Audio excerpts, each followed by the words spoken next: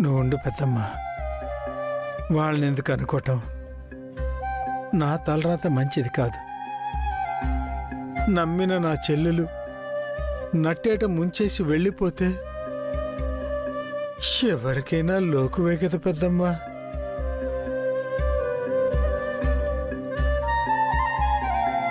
నా వల్ల నా భార్య బిడ్డలిద్దరూ కూడా క్షోభపడుతున్నారు. అదే నా బాధ.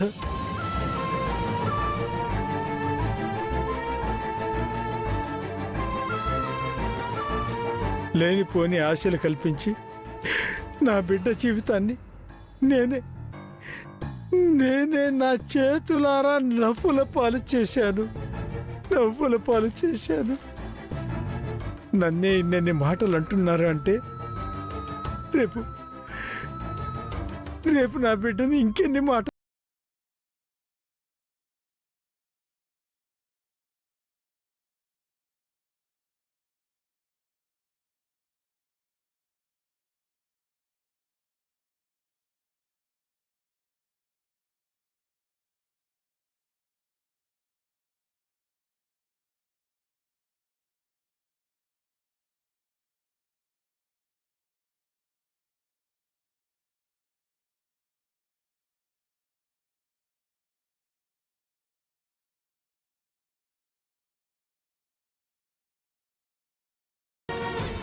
అవునయ్యా,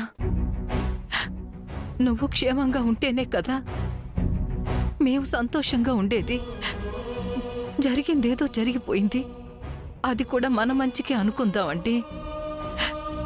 ఆ పెళ్లి గాని జరిగుండుంటే అలాంటి మనసు లేని మనుషుల మధ్య మన కనకం ఎన్ని కష్టాలు పడేదో ఏంటో. దాని అదృష్టం బాగుంది కాబట్టి ఆ సంబంధం తప్పిపోయింది అనుకుందాం. ఆ విషయం మనసులో పెట్టుకుని ఇంకా బాధపడొద్దండి. బాధపడొద్దు.